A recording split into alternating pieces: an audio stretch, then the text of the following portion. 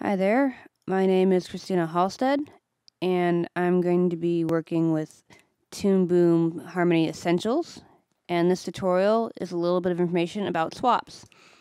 So basically, swaps are when you have a cutout or deformation rig, and you want to exchange a piece of your character for a different piece. In this case, I'll show you swaps of the hand. And there are two ways to scroll through your swaps. One of them is going to this little icon right here. It opens up the parameters. If you go to your art layer, that would be the layers that are pink. So there we go. See, this is our hand layer. And I actually have 3 different drawings. And so here's the first drawing. And you can use the parameter. You can either type it in. I'll type in 2. You can see the next swap. And the other way of changing it is by dragging it, going over the number and dragging it. And you can see that I have 3 different hand positions that I drew, and they're all showing up as this part of the hand. And you can see them right here. And the reason the body, the other piece disappeared is because this is further down the timeline. This is actually frame 3 in the timeline. And because the other pieces of the body aren't extended out that far, that's why they disappeared. So you can see all of these are here. Now I can actually delete these from the timeline by just selecting them and hitting delete. And they're actually still on this layer.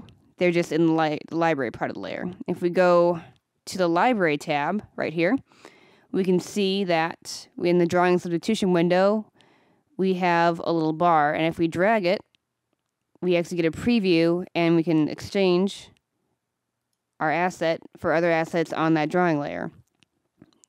You can actually rename these too by selecting the frame and hitting Control D.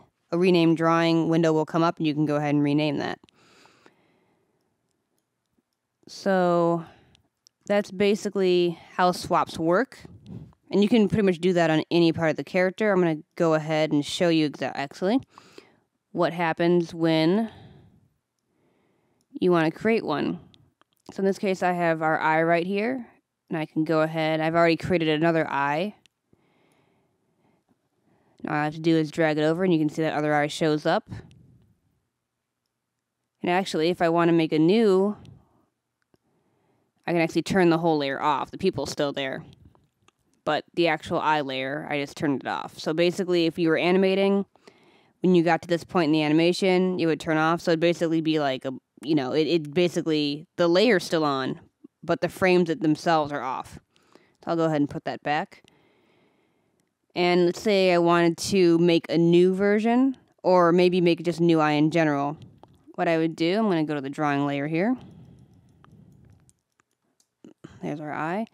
What I'm going to do is I'm going to actually duplicate this eye. I'm going to go ahead and select it and copy that. And I'm going to go to a new frame, and I'm going to go ahead and paste that artwork in there. And what I think I'm going to do, I'm just going to take out the inside color for a second. I'm going to go ahead and select part of the eye. I'm going to go ahead and change the pivot, and I'm going to drag this down like this. I'm going to go ahead and use the cutter and slice some of these extra bits off here. And take the eraser. There you go. I'm going to go ahead and put that inner eye color back in there. So now I have a third eye piece.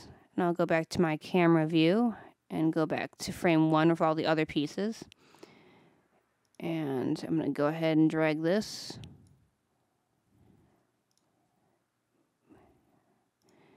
And you can see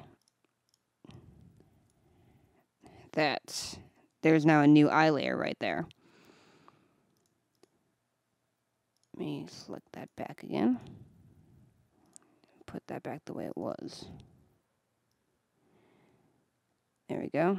And this is really useful when you want to do different facial expressions. If you want to animate a blink, you can just have them already laid out in your drawing substitution. And pretty awesome that way. And this way I can just do all kinds of facial expressions with just substitutions. And that was, there we go. Substitutions, and with peg work, you can actually do a lot with very little art assets. And that's basically how we do swaps.